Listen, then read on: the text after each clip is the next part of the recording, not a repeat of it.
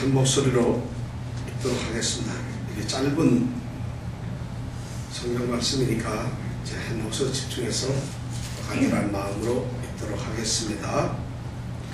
여호수아가 나이 많아 늙음에 여호와께서 그에게 이르시되 너는 나이 많아 늙었고 얻을 땅에 남은 것은 매우 많도다. 이 남은 땅은 이러하니 블레셋 사람의 온 지방과 그술 사람의 전경 곧 애굽 앞 시올 시내에서부터 가나안 사람에게 속한 북방 에브론 지경까지와 블레셋 사람의 5 방백의 땅 곧 가사 사람과 아스돗 사람과 아스글론 사람과 가드 사람과 에그론 사람과 또 남방 아위 사람의 땅과 또 가나안 사람의 온 땅과 시돈 사람에게 속한 무아라와 아모리 사람의 지경 아벡까지와 또 그발 사람의 땅과 동편 온 레바논 헤르몬산 아래 바알갓에서부터 하맛에 들어가는 곳까지와 또 레바논에서부터 미스르봇 마임까지의 산지 모든 거민 곧 모든 시돈 사람의 땅이라. 내가 그들을 이스라엘 자손 앞에서 쫓아내리니 너는 나의 명한 대로 그 땅을 이스라엘에게 분배하여 기업이 되게 하되 너는 이 땅을 9지파와 므낫세 반 지파에게 나누어 기업이 되게 하라 하셨더라. 아멘. 여호수아서를 우리가 생각을 했는데 지난 주간까지 여호수아의 반을 생각했습니다. 여호수아는 이제 우리가 반을 생각을 했다 이런 말씀입니다. 반 동안에 여러 가지 말씀을 생각했습니다. 그럼 여호수아는 전부 몇 장까지 있을까요? 네? 우리가 지난주까지 반을 했어요. 그러면 몇 장까지 있을까요? 오늘 13장이면? 24장. 예, 참 굉장히 어려운 질문을 제가 드렸군요. 예, 24장까지 있는데 우리가 지난번에 몇 장까지 했다고요? 12장까지 했어요. 그런데 여호수아서는 12장까지가 하나의 사건이고 또 13장서부터 24장까지가 또 다른 테마를 가지고 있습니다. 12장까지는 무슨 내용인가 하면 이스라엘 백성이 가나안 땅을 점령하는 정복 사건을 기록한 것이 12장까지고요. 13장서부터 마지막 장까지는 그 땅을 어떻게 나누느냐, 지파들에게 이제 땅을 정복했으니까 그 땅을 지파들 12지파한테 나눠주어야 되지 않겠어요? 나누는 이야기를 13장서부터 24장까지, 그러니까 반은 정복, 반은 분배, 나눔, 이렇게 구성이 되어 있습니다. 그런데 그 반도 나누어 보면은 1장서부터 12장까지가 정복인데 5장 12절까지는 1장서부터 5장 12절까지는 요단강을 건너는 일만 해요. 오로지 사건이 5장까지는 요단강을 건너는 사건에 대해서만 이야기를 합니다. 우리가 다 생각이 날 겁니다 아마. 그 다음에 5장 13절부터는 우리 12장 마지막까지는 그때서부터 전쟁 싸움이죠. 전쟁 하면은 벌써 가나안 땅에 들어와서 어디서부터 어디까지 싸웠는가 기억이 나세요? 하나도 안 나는데 싸웠나요 언제? 이러면 곤란하고요. 좀 싸운 게 기억납니까? 그 다음에 13장서부터 마지막 전까지는 땅을 나누어주는 일을 하는데 21장까지는 땅을 나누어줘요. 땅을 나누는 일을 하고 그 다음에 22장서부터 23장, 24장 이 세 계절은 여호수아가 마지막으로 땅을 소유한 이스라엘 백성들에게 너희들이 여호와를 섬기라 하는 말씀으로 끝냅니다. 이것이 여호수아서 전체의 내용입니다. 지금 우리는 12장까지 달려오면서 머릿속에 전쟁의 소리, 전쟁을 위해서 이 백성들이 함성을 지르며 항아리를 깨뜨리는 소리, 그 다음에 이 백성들이, 이스라엘 백성들이 전쟁을 위해서 새벽 일찍 일어나서 아주 먼 거리를 걸어가고 행군하는 이런 소리들, 그리고 성을 무너뜨리기 위해서 기습을 하던 이런 일들, 그리고 그 성에서 우리가 승리를 거두고 난 다음에 산에서 온 백성들이 함께 예배하며 찬양하던 일들, 이런 소리들이 지금 우리 속에 막 있어야 돼요. 여호수아서 12장까지는 이런 전쟁의 소리들, 뭔가 이스라엘 백성들이 일을 이루어내는 그런 역사, 정말 숨가쁘게 돌아가는 그러한 투쟁, 전쟁의 이야기들이 바로 12장까지 있었어요. 우리는 그 내용을 아는데 12장의 마지막 부분은 12장은 무슨 내용을 기록하고 있는가 하면 11장 23절에 보면 그 땅에 전쟁이 그쳤더라 이렇게 기록을 하면서 11장 마지막에는 전쟁이 끝났다는 이야기를 하면서 12장에 이스라엘 백성들이 가나안 땅에서 섬멸하고 죽였던 왕들 31명에 대한 이름을 기록해 두고 있습니다. 그래서 전쟁이 끝났다는 것이에요. 전쟁이 끝났어요. 그럼 그 땅을 나누어 주는 것이죠. 13장서부터 이제부터 우리가 생각해야 될 이 말씀은 소위 말해서 12장까지의 그 박진감 넘치고 정말 그 드라마틱하게 전쟁을 이루어가는 것이 새벽에 일어나서 기습하고 매복하고 그 다음에 소리 지르면서 싸우던 그러한 정말 숨가쁜 사건들은 하나도 없어지고 이제 13장서부터는 듣지도 보지도 못했던 땅 이름만 자꾸 나옵니다. 이미 12장서부터 그런 이야기가 나왔는데 이제부터 땅 이야기만 나와요. 어느 지명 이름 나오고 땅 이름 나오고. 그런 땅 이름을 뭐하러 성경에 썼을까? 실제로 이 성경의 12장에 보면 31명의 왕을 죽였다는 거 어느 왕 이걸 쓰는 건데 어쩌면 성경 이름을 안 쓰면 어떨까요? 꼭 그 사실 어떻게 보면 의미가 하나도 없는 것 같은데 이런 성경을 여호수아는 그걸 일일이 쓰고 있어요. 13장서부터는 이제 그것을 더 많이 쓰고 있어요. 그걸 쓰는 이유가 뭘까요? 왜 쓸까요? 심심해서? 종이가 남아서? 아니면 그 쓴 이유가 있어요. 전 사실 이 여호수아서의 핵심적인 내용은 뭐냐면 12장 같은 거예요. 아무것도 없이 잡고 죽이고 멸망시킨 성과 그 성의 왕 이름만 쓰는 것, 이것이 사실은 여호수아서의 가장 핵심적인 거예요. 왜 그러냐면은 하나님께서 약속을 하신 가나안 땅을 드디어 이스라엘 백성이 점령하고 차지했다는 것이에요. 점령한 것을 뭘로 알 수 있어요? 왕을 무찌렀다는 것을 알 수 있잖아요. 그러니까 이스라엘 백성으로 하여금 왕의 이름, 어느 지명, 누구, 지명, 이름, 이거 나오면 이스라엘 백성으로 하면 이런 것을 말하라. 하나님 읽어봐라. 들어라. 너희들이 싸워서 내가 약속했던 땅 어느 것 하나라도 내가 너희에게 주지 아니한 것이 있느냐? 내 약속이 너희들에게 이루어지지 않은 것이 무엇이 있느냐? 마치 하나님께서는 그것을 우리에게 읽어보기를 원하시죠. 아, 하나님이 이 땅도 주셨군요. 이 성도, 이 왕도, 이 성도, 이 성도, 이 성도, 이것을 느끼면서 하나님의 임재와 하나님의 약속의 성취를 이 말씀을 통해서 느끼라는 것이죠. 사실 그러니까 핵심이죠. 중요하죠. 뭐 싸우는 것이 중요한 게 아니에요. 싸우고 가지고 뭐 하겠어요. 싸워서 이겨서 견치하고 성내를 맛보고 그것이 우리의 땅으로 소유되는 이것을 사실은 여호수아가 쓰고 싶었던 것이죠. 그러니까 사실은 중요한 것이죠.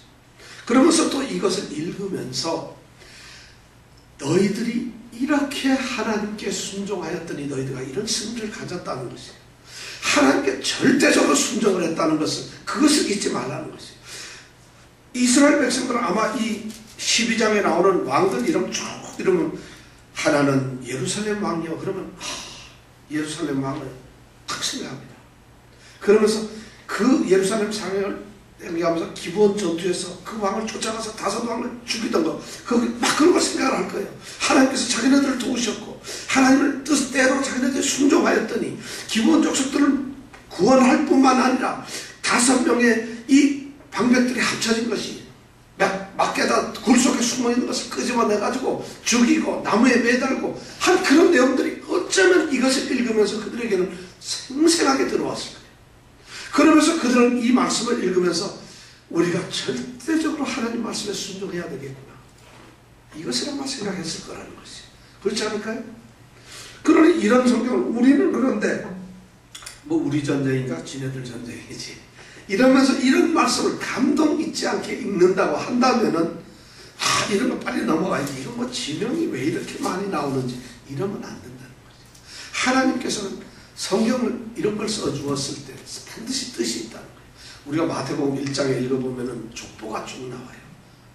그러면 얼른 그거 넘기고 싶어요, 사실. 그런데 그 족보를 통해서 하나님께서 우리에게 들려주시고 싶은 그런 메시지가 있다는 거죠. 바로 그런 것, 이 13장서부터 우리가 그런 것을 생각하는데, 오늘 13장의 말씀은 아주 전쟁이 끝나고 나서 모든 것이 땅이 정복되고 왕을 31명이나 죽였다는 그 사건 이후에 나오는데, 그 첫 마디가 뭐냐면 여호수아가 나이가 많다 이거예요. 여호수아가 나이가 많은 거하고 지금 기사가 무슨 관계가 있겠어요? 그런데 여호수아가 나이가 많아, 늙음에 지금 나이가 많아서 늙어 있어요. 그런데 그 다음 단어가 뭐냐면 여호와께서 그에게 이르시되, 나이가 많아서 늙은 여호수아에게 하나님께서 나타나시고 여호수아에게 말씀을 하신다는 거죠. 너는 나이 많아 늙었고, 그거 모르나요? 하나님께서 이 말씀을 하세요. 너는 나이가 많아 늙었고, 그런데 그 다음 말을 보니까 얻을 땅에 남은 것은 매우 많도다. 이 말씀은 우리는 번역을 이렇게 어떻게 해놨는데, 실제로 우리가 이해를 하려면 이 말씀은 이렇게 읽으면 돼요. 얻을 땅은 남은 것이 아주 매우 많은데 너는 나이가 많아 늙었다. 자, 그럼 이해가 금방 가죠. 아직도 차지해야 될 땅은 많은데 너는 나이가 그만 늙었다는 것이. 그러면서 그 다음 2절서부터 6절까지는 그 얻어서 차지를 해야 할 그 땅의 이름들을 쭉 얘기하고 있어요. 이 말은 무슨 말이냐면, 이스라엘이 31왕을 죽였으면서도 가나안 땅에 거의 전부를 점령했으면서도 그럼에도 불구하고 아직도 얻어야 될 땅이 있다는 것이, 점령하지 않은 땅이, 그런 땅인데 너는 늙었어요. 그러면서 6절에 보면은 내가 이스라엘 자손, 요새 자손 그러면은 뭐 이름 같아요. 이스라엘 자손 앞에서 쫓아내리니 누구를? 바로 그 점령되지 아니한, 아직도 얻지 못한 그 땅의 모든 사람들을, 그 사람들을 이스라엘 자손 앞에서 쫓아낸다. 누가 쫓아내는 거예요? 이스라엘. 누가 쫓아내는 거예요? 하나님. 그렇죠. 내가 그들을 이스라엘 자손 앞에서 쫓아내리니, 하나님께서 지금 말씀하는 것이에요. 너희 지금 이 말씀 여기까지 보면은 잘 들어라. 여호수아야, 너 나이가 많아. 그런데도 아직 얻어야 될 땅이 많아. 그 얻어야 될 땅이 뭔지 아니? 하면서 2절서부터 6절까지 이런 땅, 이런 땅, 이런 땅, 이런 땅이야. 그런데 너 나이는 많지만 내가 그들을 이스라엘 자손 앞에서 쫓아내겠다. 하나님이 지금 누구한테 약속을 하는 거예요? 여호수아에게. 그렇게 하면서 여호수아 보고 뭐라고 그래요? 너는 내가 말한 대로, 명한 대로 그 땅을, 여기서 그 땅은 뭐예요? 그렇죠. 이미 점령한 땅, 31개의 땅이 아니라 그 땅, 바로 2절부터 6절까지 말한 아직도 점령되지 아니한 그 땅을 분배하여서, 누구에게? 이스라엘에게 분배하여서 그들의 기업이 되게 하는 거죠. 아직 점령도 하지 않은 땅을 나눠가지고 그 땅을 9지파한테, 9지파 반한테 나누어져서 나눈 다음에 그 땅을 무엇이 되게 하라? 기업이 되게 하라. 바로 그 사람들이 영원한 땅이 되도록 하라는 거죠. 점령도 안 했는데. 오늘 말씀의 메시지는 그거예요. 12장까지는 정복이 완전히 끝났다면은 13장 첫 마디는 너희들 이 땅 다 점령하느라고 수고했다. 물론 수고는 내가 했지만 너희들도 수고했다. 그럼 이 점령한 땅을 너희들 이제 9지파 반에다가 이렇게 나눠주겠다. 이 땅은 누가 갖고, 이 땅은 누가 갖고, 이러는 것이 맞잖아요. 그런데 하나님께서는 전혀 다른 얘기를 하시네요. 점령 안 된 땅을 얘기하면서 그 땅을 나누어주라는 것이. 물론 8절서부터는 점령한 땅을 나누습니다. 하나님의 놀라운 뜻은 점령된 땅을 나누는 것보다도 점령되지 아니한 그 땅을 준다. 하나님께서는 어떤 사람에게 축복을, 이스라엘 백성들에게 점령된 땅에 땅 문서를 주는 게 아니라 이제 얻어야 될 그 땅에 비전을 주셨다. 얻어야 할 땅을 주시고 계시다. 그걸 나누라는 것이죠. 우리는 이런 것을 사실은 잘 들어야 됩니다. 자, 그러면 여기서부터 우리 한번 이 말씀이 이제 머릿속에 들어가죠. 무슨 말씀을 하고 있는가? 첫 번째 얘기가 뭐냐면 너는 나이 많아 늙었고, 이 말을 하고 있어요. 누가 나이가 많아 늙었어요? 여호수아가 몇 살일까요? 네? 110세. 여호수아는 110세에 죽었죠. 여호수아서 24장에 보면 여호수아가 110살에 죽었어요. 그럼 요때는 나이가 많아서 늙었으니까 몇 살쯤 됐을까요? 109살. 109살. 우리는 이런 말씀 우리가 같이 생각하면서 109살. 그것도 사실 맞을 수 있어요. 왜냐하면 우리는 모르니까 솔직히. 죽을 때가 됐잖아요. 그래, 우리는 사실 몰라. 여기서 너는 나이 많아, 늙었고 이 말은 나이가 많다, 또 늙었다. 똑같은 말을 반복하고 있어요. 너는 나이가 많은 뭐예요? 젊어요? 늙었잖아요. 그래 또 늙었고. 그럼 나이 젊어 늙었고 이런 말은 없잖아요. 그래 똑같은 단어를 두 번씩 쓰고 있어요. 이게 뭐냐면 이 이스라엘 민족들의 히브리인들의 문법적으로 보면 강조하는 거예요. 이제 폭삭 늙어서 너는 무능하고 꼼짝도 못한다는 것이에요.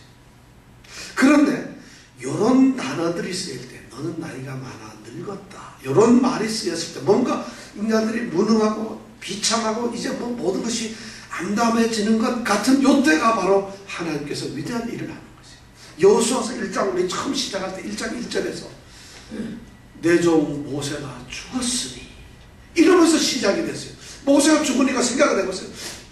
이 모세가 들고 있던 지팡이, 광야 40년 동안 모세를 통해서 이루었던 그 놀라운 기적들을 이스라엘 백성들이 아는데 모세가 죽었다. 이것은 결국은 실망이에요. 완전히 모든 것이 좌절되고 모든 것이 없어지는 거예요. 그때 하나님께서는 여호수아를 세워서 일을 하신다는 것이에요. 바로 여호수아가 늙었다. 이 말은 이제 하나님께서 뭔가를 하시려고 그러는 것이에요. 인간의 무능함이 있어요. 여호수아는 사실 좀 늙었어요. 여호수아가 이 모세가 죽고 나서 그 후계자로 그때 나이가 몇 살쯤 됐을까요? 여러분 한번 생각해보세요. 대략 짐작해보세요. 한 40살? 30? 30대 후반? 네. 조금만 더 써보세요. 40초. 40대 초반. 그랬으면 좋겠는데 천만의 말씀. 자 보세요.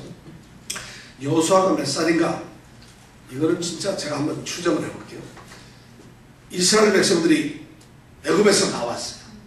채 2달 안 돼가지고 아말렉 전투를 할 때 모세는 산 위에 올라가서 손 들고 있어, 그죠? 아론과 훌이 양쪽 손을 들고 있고 싸움은 누가 하고 있어요? 여호수아가 하고 있어요. 그럼 싸움하는데 10살이 싸움할까요? 그럼 20살? 적어도 싸움하려면 몇 살? 30이 돼야 돼요. 30 정도는 돼야 돼요? 30 정도? 어쩌면 그보다 더 됐어야 될지도 몰라요. 하여튼 한 30만 됐다고 넉넉 잡고 우리가 그래도 남이 장군이 남아 22평동이면 후세 수친 대장부라 뭐 이런 시를 썼죠. 남자 20에 천하를 평정하지 못하는 후세 누가 나를 들어 대장부라 그러겠느냐. 남이 장군이 그런 말을 했다면 나중에 죽죠. 쓸데없는 소리 한마디 했다가 이놈이 반란을 일으키려고 하는구나. 그래서 죽어서 역사에 보면 그렇게 나와 있어요. 근데 지금 자 그러면 우리가 이 여호수아가 이제 한 30살 됐다고 해봐요. 그래가지고 이제 그 싸움을 끝나고 난 다음에 그때서부터 한 1년 정도 지난 다음에 도착한 곳이 어디냐면 가데스 바네아. 가데스 바네아에서는 각 족장들 12명을 뽑았어요. 그러면 여호수아는 족장이에요. 그때 갈렙도 족장이에요. 다 족장. 그러면 가데스 바네아에서 이 가나안 땅을 정탐하고 와라고 12명이 갔어요. 그때 갈렙이 몇 살이었어요? 성경에 보면 우리가 지난주에 얘기했는데 갈렙이 40살이었어요. 그때 40에 왜냐하면 14장에 보면 나와요. 우리 14장 지나면 안 읽었나요? 7절 14장 7절 한번 보세요. 내 춘추 40세에 이렇게 나와 있잖아요. 내 나이 40대. 그러니까 갈렙이 40살 때에 40살 때에 가데스 바네아에서 정탐을 하러 갔어요. 그럼 그때 여호수아가 뽑혔다면 여호수아가 나이가 많겠어요? 적겠어요? 많지요. 그러면 아까 30살은 좀 적은 것 같아요. 그죠? 최소한 이때는 이미 여호수아는 50이 넘었을 거예요. 훨씬 넘었을 거예요. 그렇죠? 그렇게만 돼야지 이게 뭐 얘기가 맞는 거죠. 자 그렇다면 거기까지 좋아요. 그럼 민수기 27장에 가면은 모세가 여호수아를 불러가지고 기름을 머리에 안수라고 후계자로 세웁니다. 27장에 가면은 그때 민수기 27장은 벌써 40년 광야 생활을 다 끝나고 나와요. 그때 시점. 그러면 40년이 지났어. 그럼 갈렙은 40세에 갔으니까 이 애굽 땅에서 나와가지고 광야 40년까지 살았으면 몇 살 됐을까? 80岁 됐을까? 그러면 여호수아는 몇 살쯤 됐겠어요? 90 넘었어요. 그렇지. 이광택 집사님이 모처럼 말씀하세요. 너무 정답. 90이 넘었으면 넘어지던데. 그러면 여호수아는 도대체 모세의 후계자로 몇 살 때 부름을 받았을까요? 90이 넘었어요. 90이 넘어서 젊은 시절에 후계자가 됐나요? 김정은이 같지는 않다는 거예요. 그러면 90이 넘어가지고 성경학자들은 94세라 그러더라고요. 90이 넘어서 모세에게 안수를 받고 드디어 후계자가 됐어요. 그런데 이제 90이 넘어서 후계자가 됐는데 우리가 지난주에 가나안 정복을 했다 그랬죠. 정복이 몇 년 걸렸다? 최소한 7년 정도 걸렸다. 그럼 94세라 하더라고. 7년 넘었으면 101살, 2살. 그 100세는 지금 좋게 넘은 상태예요. 지금 여기 보면. 그죠? 그렇게 됩니까? 그러니까 100세가 넘었으니까 이제 너는 나이 많아 늙었고 이런 말을 듣게 되는 거죠. 이 말씀을 여기에 썼던 건 이제 너는 더 이상 소망이 없고 너에게는 아무것도 안 된다. 할 일은 많은데 너는 그만둬라. 이렇게 말씀을 하시는 거예요. 사실은 어쩌면 여호수아가 나이가 많고 힘들어서 그렇게 말했다기보다는 하나님께 뜻은 또 다른 데가 있으신 거예요. 사실은. 왜냐하면 하나님께서 이 창세기나 또는 역사적으로 이렇게 보면 사람을 부르실 때 보면 젊은 사람 부른 적이 별로 없어요. 아브라함은 갈대아 우르에서 하나님이 너는 너의 본토 친척 아비 집을 떠나 내가 지시한 땅으로 가라. 이 지시를 내린 그 갈대아 우르가 몇 살 때인 줄 알아요? 75살 때. 75세. 75세 지금 허리 아파 죽겠는데 너는 본토 친척 아비 집을 떠나 가나안 땅으로 가라는 거예요. 그 가나안 땅이 1000km가 넘는 땅이에요. 그럼 요즘에 자동차 타고 가면 뭐 금방 갈 텐데 지금부터 3000 몇백 년, 거의 4000년 전에 4000년. 그때 아주 이 원시 시대에 세상이 간다고 생각해 보세요. 75세에 부름을 받았어요. 그럼 아브라함은 몇 세에 또 아들 낳았다고요? 100살 때 애를 낳았어요. 그러니까 절대 이게 나하고 늙은 것 같지는 않은 것 같아요. 100살. 자, 그러면 또 재미난 얘기. 야곱 있죠. 야곱에 대해서 한번 보세요. 야곱은 형님한테 속여가지고 팥죽 한 그릇을 이렇게 장자권을 뺐잖아요. 그런데 형이 무서워가지고 형이 죽일까봐 도망을 가요. 그때 나이가 몇 살인지 아세요? 한 몇 살? 30살? 40대. 저 형님한테 속여가지고 사냥을 해서 그래가지고 형님한테 장자권 팔라고 팥죽 했다가 그냥 죽인다 그러니까 바단 아람 쪽으로 도망을 가는 거예요. 그때가 나이가 77살이에요. 77살이야. 그래서 생각해보세요. 이거 성경에 77살인데 더 놀라운 것은 그때까지 총각이야. 그죠? 그래서 왜 그런가 하면 77살 때 이 아람 땅에 가가지고 외삼촌에 두 딸이 있었잖아요. 그죠? 그래가지고 20년 동안 거기서 종살이를 해가지고 두 딸을 갖다가 아내로 맞이했어요. 그러면 장가에 제일 처음에 7년 해가지고 장가를 했으니까 최소한 80이 넘어서 장가를 가는 거예요. 그죠? 그렇습니까? 안 그렇습니까? 신기하네. 이거 성경 읽다 보면 그렇구나. 그러니까 노총각이 장가를 갔다 이렇게 볼 수가 있겠죠. 그러니까 절대 젊은 시절에 부르시질 않았어요. 그러면 모세는 몇 살 때 하나님이 불렀어요? 80살 때 불렀어. 80살 때. 그죠? 80살 때 불러가지고 뭐를 시켰어요? 내가 너는 이스라엘 민족을 애굽에서 해방시켜라 이랬잖아요. 호렙산에서 만난 게 80살이에요. 그러면 또 그 형이 따라와요. 형은 몇 살? 3살 더 많았으니까 83살이에요. 노인장들이 지금 애굽에서 출애굽을 시키는 해방의 전사들이에요. 성경을 가만히 보면은 나이 아무것도 아니에요. 그렇죠? 그렇다고 해서 뭐 모세가 한 1000년 산 것도 아니에요. 그래야 젊죠. 120년 못 살았어. 그럼 80대면은 인생의 황혼인 게 사실. 그죠? 예를 들어서 60살 산다면 40대라는 얘기가 똑같은 거예요. 그러면 지금 여호수아 같은 경우는 90살이 넘어서 부름을 받았다면 110세에 죽으니까 20년 남고 부름을 받은 거예요. 사실. 후계자로 세워진 거지. 그런데 지금 여호수아가 지금 늙어가지고 힘을 못 써. 그러니까 하나님께서는 넌 힘드니까 다시 말해서 너희들이 이제 할 건 없다. 그런데 아직도 너희들이 해야 될 게 많다. 그러면서 얻을 땅에 남은 것은 매우 많도다. 자, 얻을 땅에 남은 것이 많다. 정복되지 않은 땅이 아직도 있다는 것입니다. 아직도 정복이 되지 않았어요. 그러면 11장 23절에 보면은 그 땅에 전쟁이 그쳤더라 하고 31명의 왕들을 다 죽였는데, 그런데도 전쟁이 그쳤다는 게 뭐예요? 전쟁이 그쳤으면 싸움이 끝나야 되는데, 그러면 정복도 되지 않은 땅이 있는데도 전쟁이 끝났다는 얘기일까? 좀 모순이잖아요. 약속의 땅 가나안을 주셨는데 전쟁은 끝났고 아직 정복이 안 된 땅이고, 그러면 정복 안 된 땅은 어떻게 하는 것이죠? 이 말씀은 성경에 보면 하나님께서는 지금 전쟁은 끝이 났지만 전투는 끝나지 않았어요. 전쟁은 이미 끝났어요. 전체적으로 가나안 땅을 점령하고 가나안 땅을 물찌르고 가나안 땅을 소유하는 정복의 전쟁은 끝이 났어요. 이제 더 이상 상대들은 꼼짝을 못해요. 그런데 남아있는 건 뭐냐? 정복은 되었지만 아직도 남아있는 부분들이 있는데, 그 사람들한테는 전쟁을 하는 것이 아니라 그냥 싸움만 해서 이기면 되는 거예요. 전쟁은 끝났지만 전투는 끝났잖아. 우리 인생도, 우리 신앙생활도 그래요. 이미 우리는 구원을 받았지만 구원이 아직 끝난 것은 아니에요. 그래서 구원을 받기 위해서 우리 구원을 이루어가는 것이. 그러니까 바로 이 전쟁은 끝났지만 전투가 아직 안 끝났어요. 그렇게 해서 지금 싸우는 거예요. 그러면서 하나님께서는 놀랍게도 이 가나안 정복 이 사건을 모세를 통해서 하나님께서 이 이스라엘 백성들에게 이야기할 때에 사실 하나님이 싸우시는 전쟁 아니에요.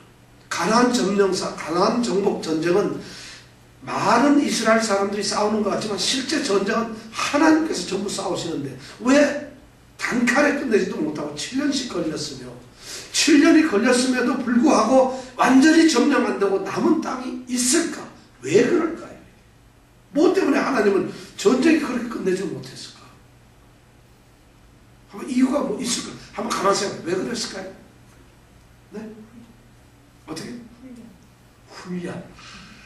그러니까 참 좋은 말이에요. 그 이유를 보니까 출애굽기 23장인데 한번 찾아볼까요?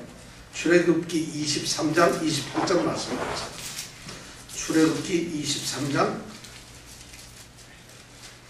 28절에서 31절 말씀까지.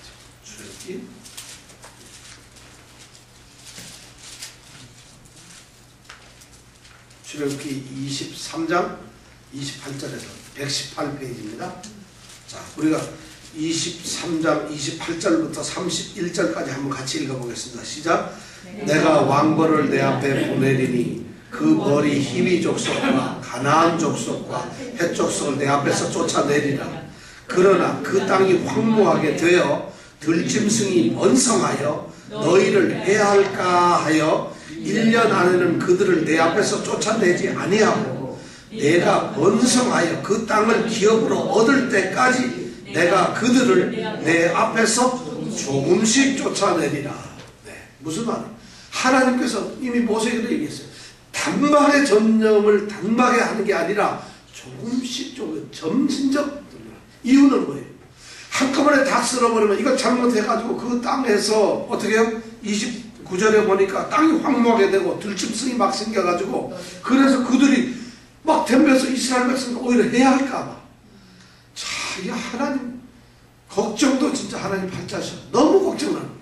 한꺼번에 딱 점령하면 좋을 텐데 혹시 점령 다 해가지고 관리를 못하면은 그 땅이 황무하게 돼서 거기에 들짐승들 사자 뭐 이런 게 생겨가지고 이스라엘 백성들 해칠까봐 그걸 서서히 사람 사는 땅을 먼저 점령케 하시고 이렇게 하셨다. 그러면서 하나님께서는 이런 일을 하셨다는 거죠. 바로 그렇게 해서 이 가나안 땅을 보니까 먼저 이 정복 전쟁을 가만히 보면 핵심적인 주요 성읍을 먼저 다 차지합니다. 그게 31개의 성이에요. 그래서 해가지고 완전히 31개를 잡으니까 실제로 그 땅은 완전히 점령이 되었지만 아직 조금 남아있어요. 성 중심으로 해서 그 옆에 조금 남아있는 것은 이스라엘 백성들이 점령된 그 성에 살면서 주변을 같이 정복을 하는 것이에요. 그래서 점령과 정착을 같이 해나가는 것이, 이것이 바로 가나안 전투였다는 것이에요. 그럼 우리 신앙생활하고 똑같아요. 우리가 구원을 받았지만 구원을 누리면서 똑같이 또한 구원을 이루어가는 것이 바로 우리 신앙생활이에요. 우리는 예수 믿었기 때문에 끝 이것이 아니라 예수를 믿었기 때문에 우리에게 주시는 기업이 있으니까 그 기업을 누리는 것이에요. 그 기쁨과 평강과 은혜를 누리고 살지만은 그 가운데서도 은혜가 풍성하도록 구원을 완전히 이루도록 우리는 신앙의 싸움을 해가지고 하는 것이. 이것이 뭐냐? 믿음이라는 것이에요. 믿음 사람. 오늘 말씀은 그걸 이야기해 주고 있어요. 자, 그렇다면은 남은 땅, 열 땅이 어디냐? 여기 보니까 쭉 열 땅을 남아있는, 얻어야 될 땅이 2절부터 6절까지 나와 있는데, 전체적으로 보니까 남은 땅은 이러하니, 2절, 3절에 보면 남은 땅은 이러하니 블레셋 사람의 온 땅과 그술 사람의 전경, 전경이랑 똑같이 온 땅이라, 앞이 보이는 게 전경이 아니고 모든 땅이다 이런 말이에요. 온 땅, 모든 온전한 전자에다 어떤 지경의 경자니. 그러니까 블레셋 사람들의 땅하고 무슨 땅도? 그술 사람의 땅. 이 두 개가 지금 남아있다는 것이에요. 자, 블레셋 사람의 땅.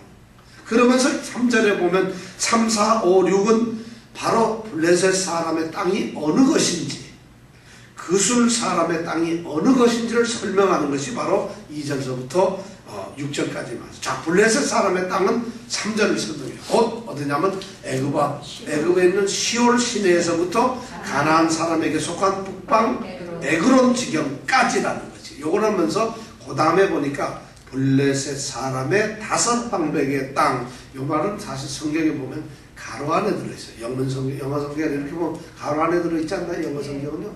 요것은 가로에 들어있는 거예요. 블레셋 땅은 방백이 몇 명 있다고요? 5명 있어요.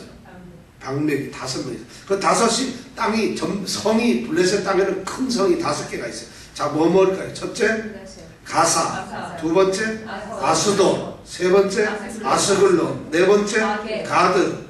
네 번째, 5번째, 에그론. 요렇게 5.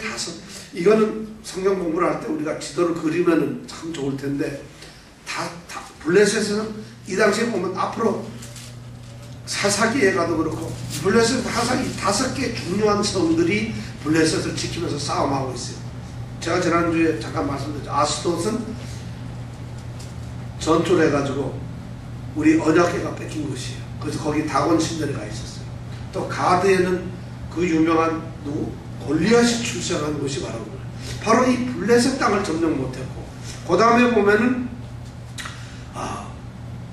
시돈과 4절에 보면은 시돈 사람이 속한 시돈 땅을 점령 못했고, 그 다음에 5번에 보면은 헤르몬산 아래 바알갓에서부터 하맛에 들어가는 그 땅을 점령 못했고, 이것이 전부 다 3군데가 이렇게 나와 있는데, 이 땅을 가만히 생각해 보면은 상당히 의미가 있어요. 왜 이 땅을 이스라엘 백성들이 점령을 못했을까? 사사기에 들어가면은, 사사기 1장 2장에 보면은 블레셋 땅을 점령 못한 이유가 있어요. 왜냐하면 블레셋 땅이 너무 강해요. 이 블레셋이라는 사람들이 너무 강한 거예요. 이 사람들은 이 지중해에 있는 그레데라고 하는 섬에서 섬 사람들이 이 가나안 땅에 와가지고 가나안 이 해변 지역에 정착을 하고 살았어요. 이 사람들이 굉장히 오래 살았어요. 그래서 그 블레셋이라는 말이 영어로 그렇죠. 그래가지고 요즘에 팔레스타인이라는 말로 됐다고 제가 말씀드렸죠. 블레셋이란 똑같은 말이에요. 팔레스타인이라는 말이에요. 이 사람들은 왜 점령을 못했을까? 어쩌면 해변가고 가장 땅이 비옥하고 좋은 땅이에요. 블레셋 땅이, 가자 지역 땅이. 근데 거기를 점령을 못했어요. 이유가 있어요. 블레셋 땅은 그들은 해양 민족으로서 싸움을 잘했거든요. 무엇보다도 그들은 그 당시에 철기 병기를 가지고 철기를 가지고 있었어요. 그 당시가 청동기 후기 시절인데 이 블레셋 사람들은 이미 철기 같은 것을 가지고 있었어요. 그러니까 세상의 이 힘, 그들이 가지고 있는 그 힘을 보고 이 가나안 땅 사람들이, 가나안 땅, 그 블레셋을 점령을 못했던 것이에요. 그러니까 그 땅을 남겨두었어요. 하나님께서 전장하는데 이 이스라엘 백성들이 다 점령을 하면서 웬만하면 그걸 점령을 해야 될 텐데, 딱 보니까 이거 싸웠다. 거기다 또 너무나 가드나 이런 쪽에는 아낙 자손, 에글론 이런 땅에는 등치 큰 아낙 자손. 왜냐면 골리앗이 어쩌면 아낙 자손 후손일지도 모른다했죠. 아낙 자손 키가 얼마나고요? 2m 70. 코에서부터 아까 2m 70. 그렇게 컸으니까. 그러니까 이스라엘 백성들이 겁을 낸 거예요. 세상의 권력들, 세상의 힘들, 세상의 어떤 자신감 가진 세상의 그런 능력을 보고서 하나님의 백성들이 두려워하는 것이에요. 세상에 돌아가는 그 세상이 가진 거대한 힘 앞에 하나님의 백성들이 두려움을 가지고 감히 나가지 못하는 것이에요. 지금 그것을 얘기하고 있어요. 블레셋 땅. 우리가 오늘날 신앙생활 똑같아요. 세상이 가지고 있는 물질의 세계들, 세상이 가지고 있는 그 세상이 엄청난 힘들 권력들 앞에서 예수 믿는 걸 단칼에 가버려요. 믿음을 지키지 못하는 것이에요. 근데 바로 블레셋이라는 그 분들을 놔두고 그렇게 강한 분들을 놓으니까 이스라엘 백성들이 그만 그 앞에서 주눅이 들고 물같이 녹아버리는 이런 비참함이 있어요. 지금 그것을 어쩌면 묘하게 상징을 해주고 있는 거죠. 블레셋, 그들은 바로 우리가 감히 무시할 수 없는 세상의 힘들이에요.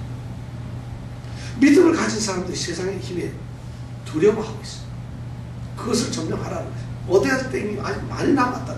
우리 믿음의 삶은 바로 그런 것을 극복하고 이겨내면서 그러면서 살아가는 것이 믿음의 삶이에요.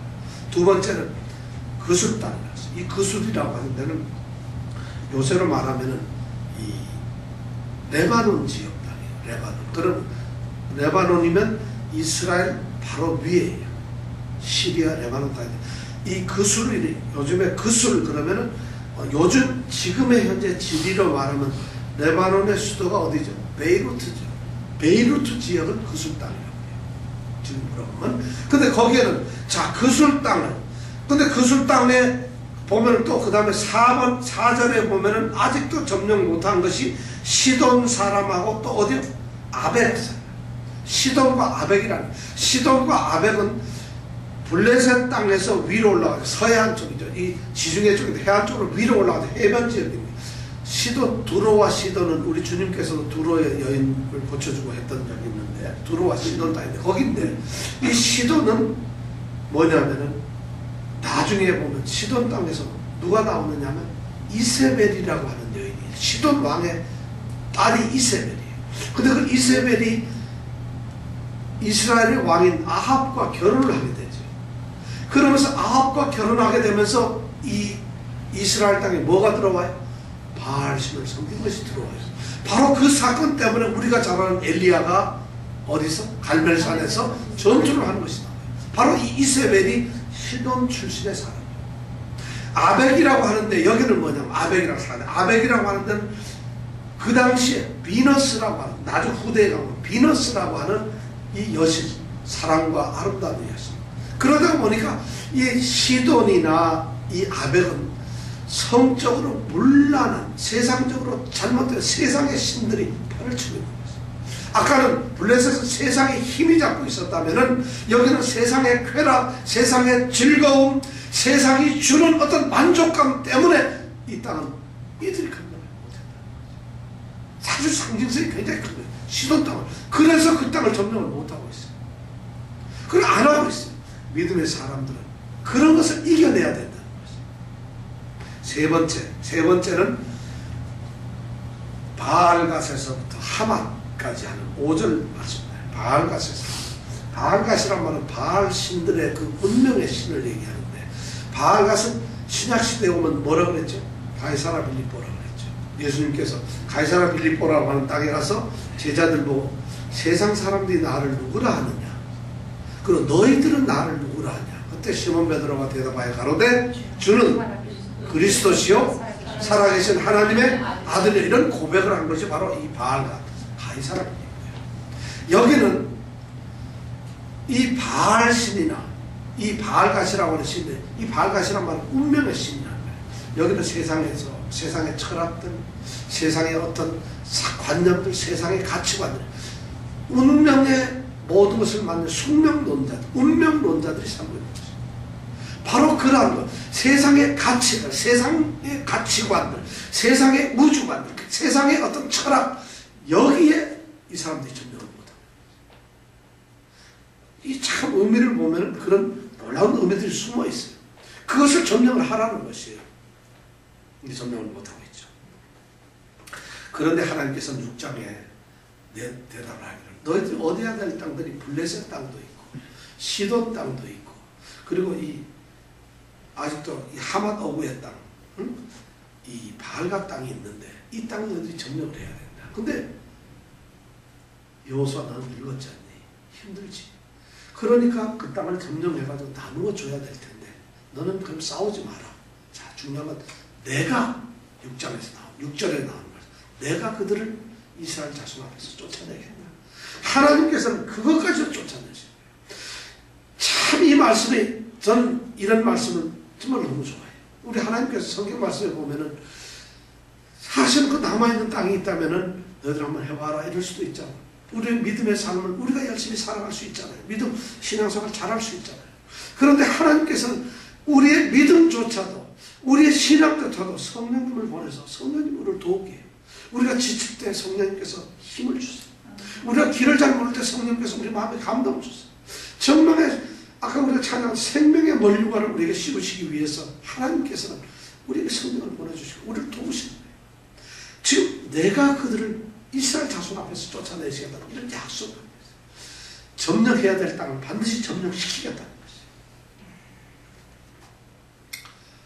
그러면서 오늘 말씀의 결론은 뭐냐면 7절에서 그들 그 땅을 나누어 가지고 바로 아직 점령이 안 되었지만 이스라엘 자손에게 그 땅이 다름 아닌 기업이 되게 하라. 이미 점령한 땅처럼 똑같이 그들이 소유한 땅이 되도록 하라. 하나님께서는 이스라엘 백성들에게 참 놀라운 거예요. 어떤 축복의 그 자체를 주시는 것이 아니라 축복을 얻을 수 있는 비전을 주시고 축복을 얻을 수 있는 꿈을 주시는 것이에요. 하나님께서는 이미 이루어 놓은 땅을 그냥 나누어 주시는 것이 아니라 오늘 말씀해 보니까 하나님의 목적은 그 땅은 당연히 주지만 아직도 점령되지 아니한 그 땅의 땅 문서를 가지고 자 이거 너의 땅이다 그러는 것이 아니라 얻어야 될 땅이라고 하는 그 얻어야 될 비전을 우리에게 주셨다. 그러면서 하나님께서 우리에게 네가 어떻든 간에 내가 같이 하겠다는 것이다. 우리에게 주어진 것은 하나님은 우리의 건강을 주시는 것이 아니라 건강할 수 있도록 우리에게 건강의 그런 힘과 지혜와 그 길을 주신다. 우리가 사업이 잘 안 된다면 사업을 갑자기 해주고 돈을 막 쏟아주는 것이 아니라 사업이 잘 될 수 있는 방법과 그 뜻과 그런 것을 우리에게 주신다는 것이 길을 열는 그것이 바로 하나님의 방법이라는 것이에요. 우리가 행복을 누리고 싶다면 행복 자체를 갖다 주는 것이 아니라 행복으로 다가갈 수 있고 행복을 누릴 수 있는 그런 길과 방법을 우리에게 제시해 주신다는 것이에요. 하나님의 방법이 이렇다는 것이에요. 그런 땅이 우리에게 아직도 있다는 것이에요. 여러분 어떠세요? 이런 하나님의 뜻을 보면 정말 놀랍습니다. 오늘 이 13장 모든 땅이 점령되었다고 하는 이때 첫 번째로 등장하는 하나님의 뜻은 뭐냐면 아직도 너희들이 얻어야 할 땅이 있고 그 땅을 너희들에게 주겠다는 거죠. 다시 하나님께서 그런 꿈을 가진 그 꿈을 우리에게 주시고 있다. 믿음이 아직 이루어지지 않은 그런 기업을 우리에게 약속을 하시면서 오늘 여호수아에게 그 땅을 나누어 가지고 그들의 기업이 되게 하라는 것이에요. 기업이다가 아니라 기업이 되게 하라는 것이에요. 지금은 기업이 아니에요. 그러나 이미 하나님께서 그 땅을 기업으로 주셨으니까 기업이 되도록 하라는 것이에요. 정복자 이들 중에서 이 세상에서 세상 사람들 중에서 이 역사적으로 보면은 정복자들이 많죠. 워싱턴 포스트지가 천여 년, 한 2000여 년 사이에 인류 역사 한 2000년 이렇게 사이 예수님 이 전후 이때서부터 해가지고 정복자들을 이렇게 보면서 누가 가장 위대한 정복자인가 이것을 한번 조사를 해봤어요. 인류애들이. 그러니까 여러분들 한번 잘 생각해보세요. 우리가 제일 전에 예수님 그 조금 전에 알렉산더라고 하는 데가 있어요. 알렉산더. 이 사람은 히랍 사람인데 대단한 정복자죠. 알렉산더 하면 우리 역사를 다 알죠. 자, 그 다음에 또 그 후로 쭉 넘어와가지고 나폴레옹 대단하죠. 그죠? 이 나폴레옹 정복만. 그 다음에 징기스칸 대단하죠. 그 다음에 최근 20세기 들어가서 히틀러가 점령한 건 이루 말할 수 없어요. 이런 사람들이 있는데 그 중에 누가 1등인 것 같아요? 워싱턴 포스트에서 조사를 해서 누가 최고의 점령자고 제일 넓은 땅을 점령했을까요? 자, 알렉산더 대왕, 징기스칸. 알렉산더는 그 그리스 그 당시 최고의 문명의 나라였어요. 징기스칸은 몽골 쪽의 유목민들이, 몽골의 유목민들이 그냥 들에서 사는 사람들. 그 다음에 나폴레옹, 그 당시 프랑스 그때 최고였잖아요. 히틀러, 독일의 위대한 자, 누구였을 것 같아요? 누가 제일 정보를 많이? 이범택 집사님이 조용하니까 대화가 안 나요. 누구였을 것 같아요? 여러분 누구였을까요? 예수님. 아니, 4명 중에서 보면 예수님은 엉뚱히 지금 예수 믿는 사람들은 이런 것 때문에 문제야. 언제 하나 예수님 입 빠르게 이런 거 잘하는데 누굴까요? 징기스칸. 제가 여기서 보니까 징기스칸이 점령한 땅이 777 평방킬로미터예요. 우리 남한 땅이 22만 평방킬로인데 징기스칸은 777만 평방킬로미터니까 몇 배? 거의 36배, 7배를 갖다. 남한 땅에 36배 되는 그런 엄청난 걸 했다. 그럼 알렉산드르 땅을 얼마나 했나 했더니 348 평방킬로미터. 반도 안 되죠. 나폴레옹은 그렇게 대단한 115. 히틀러는 219. 나머지 세 사람 다 합쳐도 징기스칸은 못 따라가요. 이 징기스칸이 몽고의 유목민이 제일 변방에서 그 당시 문명이나 문화는 전혀 없는 유목민의 출신의 이 징기스칸이 대단한 사람. 그 사람이 했는데 그 사람이 뭐냐면 아시아, 유럽 다 평정을 했잖아요. 그래서 유럽의 이 아시아의 이슬람 문명하고 이 중동 지역의 이슬람 문명하고 유럽에 있는 기독교 문명을 접목시킨 사람이 누구냐? 바로 징기스칸이에요. 대단한 사람. 최고의 이 징기스칸이 정복된. 제가 얘기를 왜 하냐면 이게 징기스칸이 정복을 많이 했다가 아니라 그 사람이 죽으면서 한 말이 있어요. 그 말이 너무 유명해요. 제가 읽어볼게요. 자기 아들에게 자기 장군들에게 내 자손들이 비단 옷을 입고 벽돌집에 사는 날 나의 제국이 망할 것이다. 이런 말을 합니다. 네 자손들이 비단 옷 입고 벽돌집 잘 지어가지고 산다면은 이 제국은 멸망되고 말 것이다. 이 말이에요. 징기스칸의 바로 그런 걸 얘기하는데 오늘 하나님께서 징기스칸의 이런 말을 더 기업이 되게 하라. 우리 뭐 기업이 되게 하라. 내가 그들을 이스라엘 조선 앞에서 쫓아내릴 테니까 그 점령되지 아니한 땅들, 지금 점령한 땅이 문제가 아니라 점령되지 아니한 땅, 가장 어렵다고 생각하는 블레셋, 가장 힘들다고 생각하는 이런 시돈 땅들, 가장 힘들다고 하는 바알간 그 땅을 세상의 권력들, 세상의 가치관들, 그리고 세상의 문명 모든 것을 묻히라는 것이에요. 하나님의 능력 안에서. 오늘 이 여호수아서 13장 1절에서 7절 말씀은 그것을 우리에게 도전적으로 던져주고 있어요. 얻어야 할 땅이 얻을 땅에 남은 것은 매우 많도다. 여러분 이 말 들으면 어떤 사람 죽었구나, 할 일이 많구나, 이것이 아니라 하나님의 사람들은 이 말에 얼마나 축복을 받는, 얻어야 할 땅, 남은 땅이 너무 많다. 아직도 하나님께서 우리에게 주신 삶이 너무 많다는 거예요. 그래서 우리가 복음 전도도 해야 되고 우리가 뿌리를 해야 되고 할 일이 너무 많다는 거죠. 그런데 그 일을 하나님께서 하시겠다는 묻혀 주시고, 자, 이 놀라운 분배는 하나님의 나눔의 분배는 하나님께서 정복한 땅을 나누어 주신다 했는데 이 나눔은 어쩌면 또 다른 전투예요. 또 다른 전쟁이에요. 사실 전쟁을 통해서 이긴 것도 중요하지만 또 다른 전쟁이 계속되고 그 전쟁은 어쩌면 자기와의 싸움일 수도 있고 정말 더 힘든 전쟁을 하는데 그 전쟁을 하나님께서 해주시겠다. 우리 사랑하는 성도들, 믿음의 삶이 얼마나 힘든지 몰라요. 이 믿음의 삶에서 승리하시는 여러분들 되시기를 축복합니다. 아멘. 자, 우리 기도하겠습니다. 오늘 말씀을 생각하면서 얻을 땅에 남은 것은 매우 많다. 그러나 내가 그들을 이스라엘 자손 앞에서 쫓아낼 테니까 잘 들어라. 바로 그 땅이 너희의 기업이 되게 하라. 하나님의 이 말씀을 생각하면서 오늘 우리의 모든 문제들 한번 기도해 보겠습니다. 여러분 경제적으로 힘듭니까? 건강에 문제가 있습니까? 또는 어떤 가지고 있는 문제들이 있습니까? 하나님께서 지금 얘기하면 그것을 기업이 되게 하라 이거예요. 여러분들 기업이 되게, 여러분들 것이 되게 하라는 것이에요. 이미 가지고 있는 것처럼, 이미 손에 있는 것처럼, 내가 이루어 놓은 것처럼 되게 만들라는 것이에요.